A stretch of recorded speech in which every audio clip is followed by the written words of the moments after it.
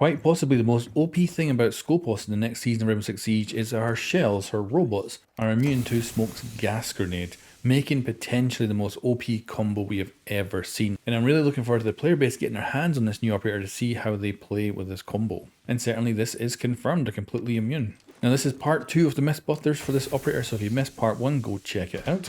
Now let's continue and we'll go from one of the most potentially OP things to one of the worst things about this new operator. And that is all to do with sound, because of course she's got big robots with metal feet running around the map. So here is a comparison between a 2-speed operator and the 2-speed robots in running, walking and crouched.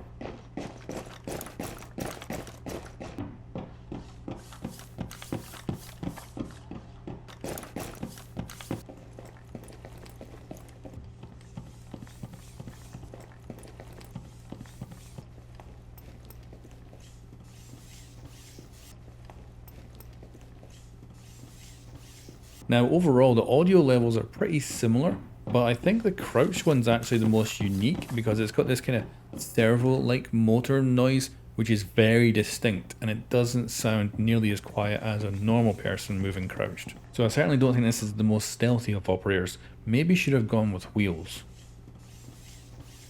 If it runs on batteries, IQ can see it. Of course, that is her famous line, but when it comes to these robots, that is not the case. She can only see the inactive robot and not the active one, which is great. You better hunt down the inactive one, potentially set it up with a little trap or something, but when it comes to the active one, she has no idea where it is.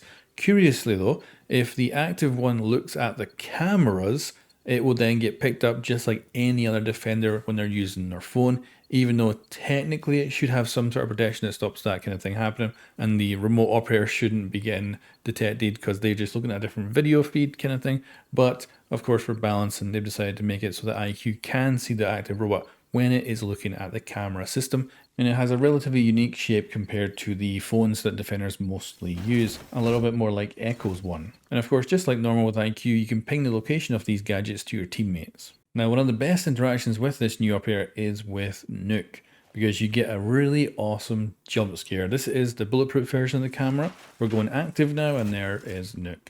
So this is just freaking awesome. I think this is going to make so many great clips, and even when she's just sitting there, and now you have to know that the new Nuke version, she can have her gadget on all the time. Never has to switch it off.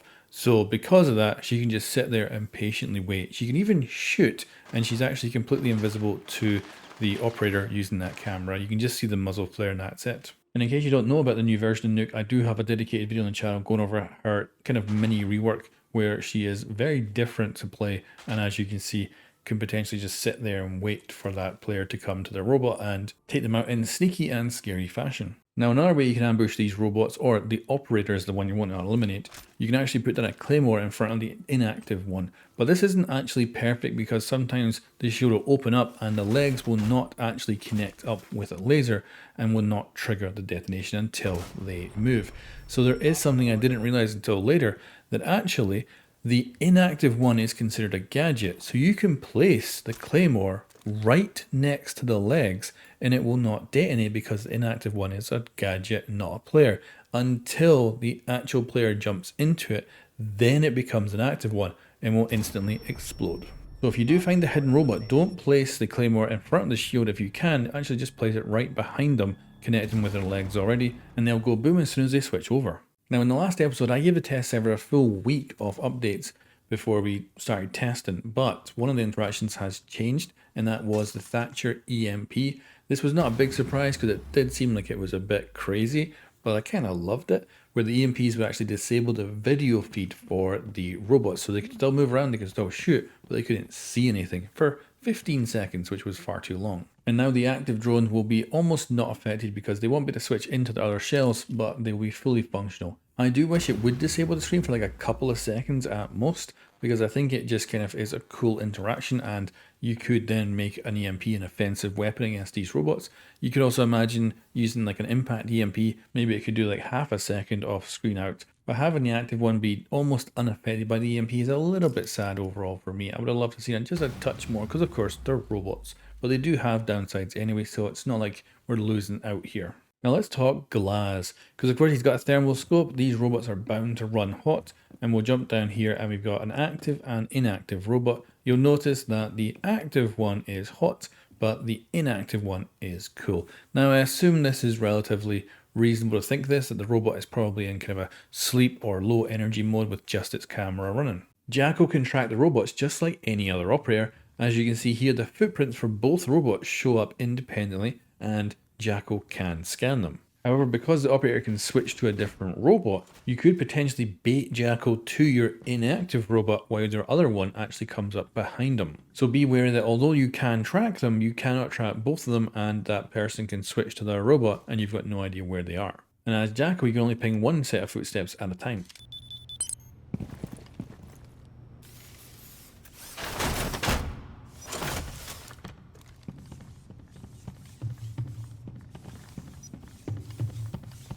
Now I should make sure to tell you here that you can walk up to the shields and smash the glass. This is important because these robots, when they're in their inactive form, are basically a bulletproof camera, which means that the enemy team can be watching you through them. Of course, you can also jump over and eliminate them and all that, but if you only have time to do something, at least smash the glass so they cannot observe you. So when this new operator appears in the game, I expect to see these shields all over the place, with robots just being set up in doorways and things like that. So if you want to, you can easily destroy them with anything explosive, whether it's a frag grenade or an ash round, making them into a very vulnerable target. And another great option here is Callie's Lance. This will also take the shield out very easily. Another option here is also Ace. He can throw his charge onto the shield and take it out.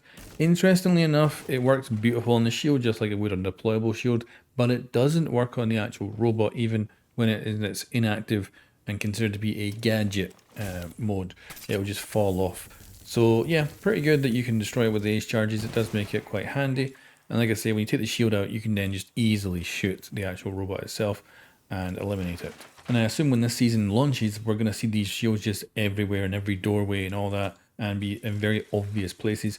And I think a smaller amount of people will actually try to hide the robot off site, but we'll see how that shakes out in the long term. Nomad's air jabs were quite interesting to test with the new operators because the inactive one actually has no reaction to the air jab at all. Even if it's set off by another player nearby, it'll do nothing. Unless that player gets flung into the shield, then the shield will actually get destroyed by the player moving through it. But again, the robot stays unfazed. And the air jab will only impact them or go off if they become the active shell for this operator. And then Flores is considered to be one of the best counters against this new operator. I would only say though, he's great at taking out the inactive drones and wiping them out and making sure that they don't become a usable robot. But really, if you actually find this thing, you want to set up a trap rather than actually take it out outright so that you can eliminate the potentially active player when they switch into it. But certainly maybe it'll end up being just better to wipe out the inactive one immediately and take away the only real advantage this operator actually has, which is the ability to switch to another body and teleport. And now let's go over one of the more odd interactions, and that is with Fuse. Now it's not odd that it's unsurprising because you can walk up to an OSA shield and fuse it, but the weirdness of this, you can place a fuse cluster charge onto the shield just below the bulletproof glass, and make sure you do set it off, because if you don't and the operator comes back and the shield opens, it destroys the fuse cluster charge.